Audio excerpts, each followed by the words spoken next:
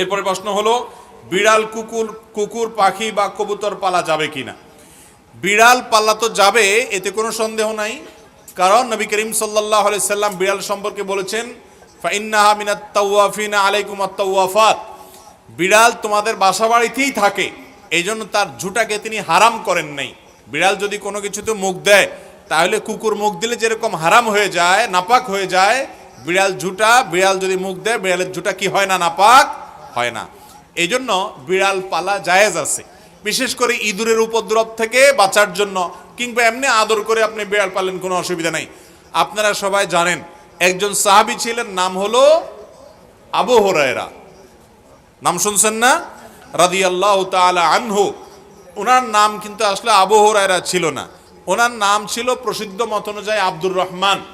আরো অনেকগুলো মত আছে ওনার নাম নিয়ে, কিন্তু ওনার নাম পরে আবু হুরায়রা উঠে গেছে। কিভাবে? ওনার একটা বিড়াল ছিল, জামার হাতার ভিতরে এই বিড়াল ভরে অনেক সময় মসজিদে নিয়ে আসতেন। তো একবার নবী করিম সাল্লাল্লাহু আলাইহি ওয়াসাল্লাম তার ওই বিড়াল দেখে, তার সবসময় তার সাথে সাথে বিড়ালটা থাকে, এটা দেখে তাকে বললেন, ও বিড়ালের বাপ। আবু হুরায়রা মানে বিড়ালের বাপ। এরপর থেকে ওনার নাম হয়ে গেছে কি, বিড়ালের বাপ। আসলে কি তিনি বিড়ালের বাপ ছিলেন? এটা কথার কথা হয়ে গেছে, রাসূল আকরাম সাল্লাল্লাহু আলাইহি ওয়াসাল্লাম মজা করে বলেছিলেন। তো তারপর থেকে ওই নামে তিনি পরিচিত হয়ে গেছেন। তাহলে তিনি যেহেতু বিড়াল পালতেন, নবী সাল্লাল্লাহু আলাইহি ওয়াসাল্লাম দেখেও বরং রসিকতা করেছেন, কোনো নিষেধ করেন নাই। তাহলে বোঝা গেল আমাদের বাসা বাড়িতে বিড়াল পালা কোনো অসুবিধা নাই।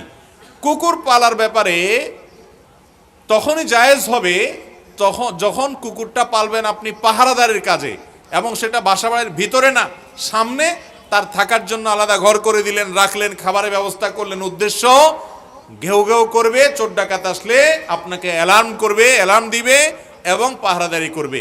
পাহারাদারের জন্য কুকুর পালা জায়েজ আছে, শিকার করার জন্য কুকুর পালা জায়েজ আছে। আমাদের দেশ সহ পৃথিবীর সব দেশে বিভিন্ন আইন শৃঙ্খলা রক্ষাকারী বাহিনীরা তারা বিভিন্ন কুকুর পোষেন। সে কুকুরগুলো সিকিউরিটিতে তাদের হেল্প করে থাকেন এবং তাদেরকে প্রশিক্ষণ দেওয়া হয়ে থাকে, এগুলো সবগুলো জায়েজ আছে। কিন্তু বাসা বাড়িতে কুকুর পোষা, এটা ইসলামী শরীয়ত দৃষ্টিকোণ থেকে শখের বশে কুকুর পোষা, এটা জায়েজ নয়। আমাদের একটা বড় সমস্যা হলো, পশ্চিমাদেরকে কোনো কাজ করতে দেখলে আমাদের সমাজের কিছু মানুষ মনে করে ওই কাজটা করলে বোধহয় আমি একটু ভদ্র হইতে পারবো, একটু স্মার্ট হইতে পারবো, আধুনিক হইতে পারবো, জাতে উঠতে পারবো, আমাকে মনে হয় একটু শিক্ষিত লাগবে। এই জন্য ওরা যদি উল্টাপাল্টাও করে, অন্ধের মতো সেটা গ্রহণ করে। আছে না নাই? নবী করিম সাল্লাল্লাহু আলাইহি সাল্লাম বুখারীর হাদিসে বলেছেন, লা তাদখুলুল মালাইকাতু বাইতান ফিহি কালবুন আও সূরা, যে বাড়িতে কুকুর থাকে, শখের বশে কুকুর পালে কেউ, সেই বাড়িতে আল্লাহর রহমত নিয়ে ফেরেশতা প্রবেশ করে না। তার নবী করিম সাল্লাল্লাহু আলাইহি সাল্লাম নিষেধ করেছেন। এবং কুকুরের মধ্যে কিছু কিছু কুকুর আছে শয়তানের সুরত ধরে আসে।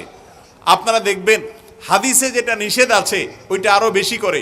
পশ্চিমারা বিড়ালও পালে, কিন্তু বিড়ালের চেয়ে কুকুরের সাথে দোস্তিটা একটু বেশি, কারণ হাদিসে নিষেধ আছে, এই জন্য শয়তান ওটা আরো বেশি করে করায়, ক্ষতিগ্রস্ত করতে চায়। মুসলমানের সন্তান কুকুরের গলায় একটা শেকল লাগাইয়া বিদেশি কুকুর কিনে সাথে হাঁটাতে নিয়ে যায় এবং খুব আদর কদর করে, মনে করে এর মাধ্যমে তিনি ভদ্র হয়ে গেছে। ওই পশ্চিমাদেরকে যা দেখে অন্ধের মতো মনে করে, ওইটা অনুকরণ করলে সে ভদ্র হবে, তথাকথিত স্মার্ট হবে, আধুনিক দেখাবে।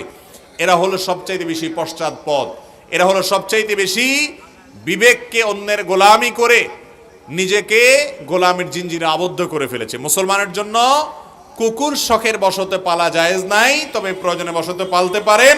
আর আল্লাহ সৃষ্টি হিসেবে তাকে খাবার দিবেন বা কোনো অসুস্থ হলে সেবা দিবেন, সেটা কোনো নাজায়েজ বিষয় নয়। তবে বাসার বাড়িতে পালা জায়েজ নয়, শখের বশত হারাম। আর পাখি যদি আপনি পালতে চান, কবুতর পালতে চান, যে সমস্ত পাখি বিশেষ করে কবুতর খাঁচায় পালা যাওয়াতে পারেন, কোনো অসুবিধা নেই। আর যে পাখিগুলো খাঁচায় পালা যায়, খাঁচায় পালার মতো, সেগুলো পালেন, যেমন টিয়া পাখি ইত্যাদি। কিন্তু যেই পাখি উড়ে বেড়ায়, আপনি সেগুলোকে খাঁচা বন্দি করে রাখছেন এবং এটা রেখে তাকে কষ্ট দিচ্ছেন, সেটা কিন্তু জায়েজ নয়। আর যেগুলো খাঁচাতেই পালার জন্য উপযোগী এই টাইপের, বাহিরে রাখলে বরং, ছেড়ে দিলে বরং সেগুলো মারা যাবে, তাহলে সেই রকম পাখি পালতে অসুবিধা নাই।